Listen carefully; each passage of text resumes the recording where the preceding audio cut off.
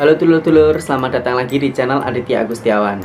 Gimana nih ibadah puasa kalian? Moga-moga masih kuat ya.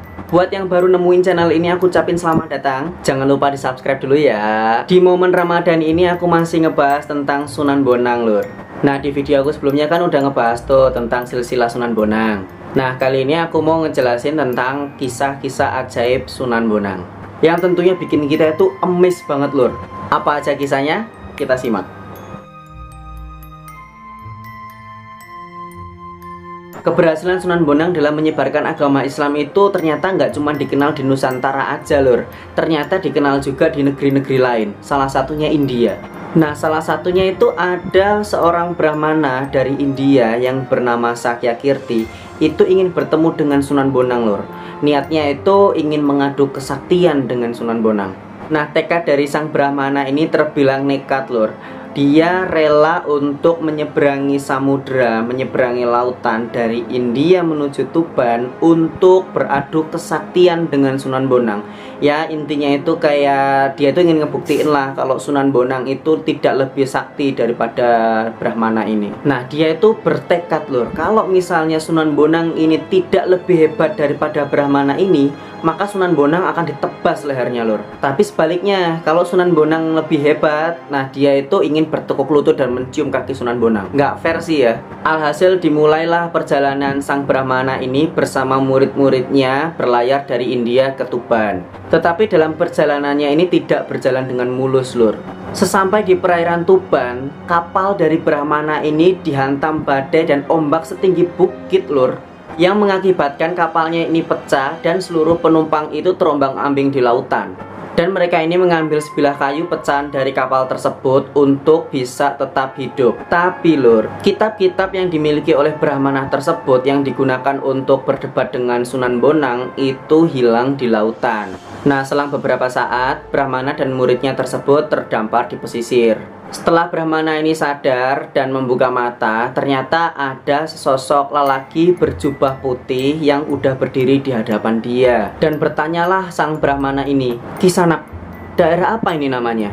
Lelaki tersebut tidak menjawab, tapi malah menancapkan tongkatnya itu di pesisir pantai dan berbalik tanya kepada sang Brahmana, "Apa yang Kisanak cari di tempat ini?" Sang Brahmana menjawab, "Kisanak, kami datang dari India ingin bertemu dengan Sunan Bonang. Bisakah Kisanak membantu aku untuk bertemu dengan Sunan Bonang? Ada keperluan apa mencarinya?" Kata si lelaki tua itu, "Aku akan menantangnya dan beradu kesaktian. Tapi sayang, kitab-kitabku yang aku pakai untuk beradu sama dia itu hilang di lautan," kata sang Brahmana. Tanpa banyak kata, Sunan Bonang ini mencabut tongkatnya yang ditancepin di pesisir pantai tersebut. Tapi tiba-tiba keluar air yang sangat deras, dan bersama dengan itu muncul pula kitab dari Brahmana yang hilang tadi. "Apakah ini kitab yang Kisanak bawa dari rumah?" kata lelaki tua itu. Nah, si Brahmana ini cuman cengok guys, cuman melongo doang. "Kok bisa? Benar itu Kisanak?" kata sang Brahmana. Nah, si Brahmana ini langsung mikir, 1000 Brahmana aja kagak bisa kayak gitu. Nah, sedangkan sang murid-murid Brahmana itu daripada kebanyakan mikir ya kan, dia langsung buru-buru minum air yang dari pancuran bekas tongkat Sunan Bonang tadi. Dan mereka bilang, "Wah, ini seger banget." Nah, si Brahmana ini kan jadinya curiga, mana ada air yang bisa diminum di pinggir pantai gitu kan? Atau jangan-jangan diracunin? Nah, si Brahmana tadi ngelihat si murid-murid itu minum kok seger amat gitu ya. Terus akhirnya Brahmana ini kepo. Dia nyobain untuk minum air tersebut. Tapi bener, ternyata seger banget itu airnya. Terus akhirnya Brahmana itu berpikir dan bergumam dalam hati, "Wah, laki-laki tua ini bukan orang sembarangan. Apakah jangan-jangan ini Sunan Bonang?" Terus dari tadi kan nggak berani kenalan, nggak berani tanya lagi ke lelaki tua itu kan. Terus akhirnya si Brahmana ini basa-basi, "Kisanak, apa nama tempat aku terdampar ini?" Lelaki tua itu menjawab, "Kisanak berada di Tuban." Wah, makin syok nih si Brahmana itu, dan makin yakin bahwa lelaki tua yang di depan dia itu adalah Sunan Bonang. Terus ya lur, pas tahu bahwa lelaki tua itu adalah Sunan Bonang, sang Brahmana ini langsung bertekuk lutut di depannya Sunan Bonang. "Bangunlah, jangan berlutut di depan saya. Yang patut disembah itu hanya Allah. kata Sunan Bonang. Ampuni saya Kisanak, aku tidak melihat gunung di depan mata ini, kata Brahmana, yang artinya itu aku tidak melihat ada orang yang sesakti ini di depan mataku. Bukankah Tuan ini ingin beradu kesaktian dengan saya, kata Sunan Bonang. Mana berani saya melawan Paduka. Paduka aja membuat ombak yang sebegitu tingginya hingga kami terdampar di sini, kata Brahmana. Saya tidak mampu menciptakan ombak. Yang menciptakan ombak itu hanyalah Allah Subhanahu wa Ta'ala, kata Sunan Bonang. Nah, akhirnya Brahmana tadi itu menjadi murid Sunan Bonang. Nah, air yang memancar deras di pinggir pantai itu sampai sekarang masih ada bekasnya lur. Sekarang menjadi sumur Serumbung. Kisah pertama tadi itu bikin kita tuh ngelus dada banget kan ya. Kebayang gitu betapa saktinya Sunan Bonang. Peristiwa ini terjadi ketika Sunan Bonang ini mendapatkan undangan dari Raden Patah yang saat itu belum jadi sultan, masih jadi Bupati Demak. Nah, Sunan Bonang ini dari Lasem menuju Demak itu menggunakan jalur darat dan jalur laut. Di hutan Jatiwangi, perbatasan Kudus dan Pati, Sunan Bonang ini bertemu dengan Raden Mas Said yang saat itu belum menjadi Sunan Kalijaga, dan dia itu diusir dari Kabupaten Tuban gara-gara suka ngerampok dan difitnah telah melakukan zina. Kalau di kisah ini, Raden Mas Said dengan Sunan Bonang ini seolah-olah kayak belum kenal gitu lur. Padahal di video aku sebelumnya itu ngejelasin bahwa sebenarnya Sunan Bonang dan Sunan Kalijaga itu sebenarnya adalah sepupu. Seperti yang kita tahu, aksi merampok yang dilakukan oleh Raden Mas Said ini bertujuan untuk diberikan kepada fakir miskin. Yang bagi warga Tuban itu Raden Mas Said dikenal dengan Branda Lokajaya. Nah, ketika Raden Mas Said melihat lelaki berjubah yang tak lain tak bukan adalah Sunan Bonang, Raden Mas Said ini ingin mengincar tongkat Sunan Bonang yang berkilauan seperti emas. Dan bertanyalah Raden Mas Said ini kepada lelaki berjubah itu, Kisanak, kamu ini sepertinya tidak buta dan tidak sebegitu tua, tapi kenapa udah menggunakan tongkat? Tanya Raden Mas Said. Tongkat itu pegangan. Orang hidup itu butuh pegangan agar tidak tersesat, kata Sunan Bonang. Bolehkah saya melihat tongkatmu? Tanya Raden Mas Said. Buat apa? Nanti ada rasa ingin memiliki. Ini loh hanya tongkat biasa, jawab Sunan Bonang. Raden Mas Said tidak menghiraukan ucapan dari lelaki berjubah itu dan ngerebut tongkat lelaki berjubah itu hingga lelaki itu jatuh tersungkur di tanah. Tapi Raden Mas Said ini tiba-tiba kaget dan iba, soalnya ngelihat lelaki berjubah itu tiba-tiba menangis. Maafkan saya Kisanak, jangan menangis. Ini tongkatmu aku kembalikan, kata Raden Mas Said. Bukan perkara tongkat anak muda, tetapi saya telah berbuat dosa. Saya telah mencabut rumput ini, kata lelaki berjubah itu. Kenapa Kisanak merasa berdosa? Padahal itu hanya beberapa helai rumput, tanya Raden Mas Said. Kalau saya cabut rumput ini untuk suatu manfaat, untuk pakan ternak, maka tak masalah. Tetapi aku telah mencabut ini itu dengan sia-sia, tanpa ada manfaat, maka saya telah berbuat dosa, jawab lelaki berjubah itu. Raden Mas Said jadi terheran. Kemudian lelaki berjubah ini berbalik tanya kepada Raden Mas Said. Anak muda, kenapa kamu tega berbuat kasar? Tanya lelaki berjubah. Saya menginginkan emas yang ada di tongkatmu itu untuk saya bagikan ke fakir miskin, jawab Raden Mas Said. Sungguh baik niatmu, tapi sayang caranya salah, jawab lelaki berjubah itu. Kalau anak muda menginginkan emas, ambil aja itu. Lelaki berjubah itu menunjuk sebuah pohon aren yang buah arennya itu tiba-tiba berubah menjadi emas. Nah, Raden Mas Said ini langsung kalap lur dan langsung memanjat pohon aren tersebut. Namun buah aren tersebut itu tiba-tiba runtuh dan mengenai kepala dari Raden Mas Said hingga tak sadarkan diri. Nah, pas sadar nih lur, Raden Mas Said ini langsung ingin mengejar lelaki berjubah itu dan ingin bertanya siapa dia ini. Maksudnya siapa lelaki berjubah ini. Nah, setelah ketemu nih, akhirnya Raden Mas Said itu tahu bahwa lelaki berjubah itu adalah Sunan Bonang. Nah, seketika Raden Mas Said itu langsung ingin menjadi murid dari Sunan Bonang. Kanjeng Sunan, izinkan saya menjadi muridmu, tanya Raden Mas Said. Apakah anak muda sanggup dengan syarat-syaratnya? Tanya Sunan Bonang. Apa itu Kanjeng Sunan? Tanya Raden Mas Said. Tolong jagain tongkat saya ini sampai saya kembali, kata Sunan Bonang. Nah, tongkatnya itu ditancepin di pinggir sungai, Lur. Sanggup Kanjeng Sunan? Jawab Raden Mas Said. Nah, setelah Sunan Bonang itu beranjak, Raden Mas Said ini kaget, Lur. Soalnya Sunan Bonang ini nyebrangin sungai tanpa pakai alat apapun, alias Sunan Bonang ini berjalan di atas air. Makin mantep lah itu Raden Mas Said ingin menjadi murid Sunan Bonang. Tapi Lur, Sunan Bonang ini tuh lama banget nggak datang-datang. Saking lamanya Raden Mas Said ini tuh sampai tertidur. Ternyata Lur, Sunan Bonang ini tuh lupa kalau dia itu ngasih tugas ke Raden Mas Said. Nah, kamu tahu Lur berapa lama Sunan Bonang ini pergi ninggalin Raden Mas Said?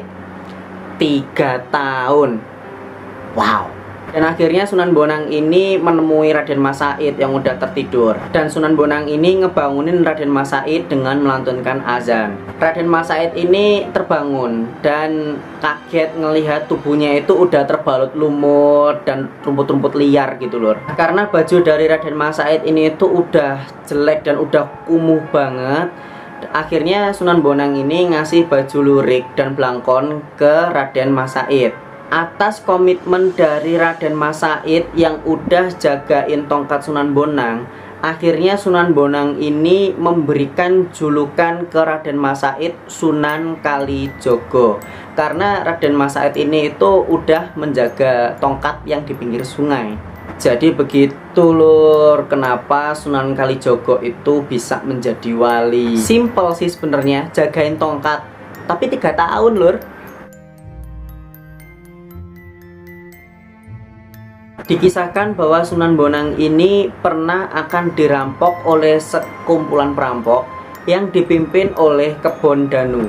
Nah, pas kediaman Sunan Bonang ini akan dirampok nih Lur, Sunan Bonang ini langsung memainkan alat musik bonang dan menembangkan gending durma. Tapi Lur, Kebon Danu dan anak buahnya ini tiba-tiba itu nggak bisa bergerak. Persendiannya itu serasa ingin lepas dari tempatnya. Ampun, hentikan bunyi gamelan itu, kami sudah tidak kuat, jawab perampok-perampok itu. Gending yang saya mainkan ini sebenarnya tidak ada pengaruh apa-apa ke kalian jika tidak ada niat buruk dalam hati kalian, jawab Sunan Bonang. Kami menyerah, kami tidak akan berbuat jahat lagi. Tapi apa Kebon Danu? Tanya Sunan Bonang. Apakah Gusti Allah akan mengampuniku? Tanya Kebon Danu. Gusti Allah akan mengampunimu, jawab Sunan Bonang. Walaupun dosaku setinggi gunung?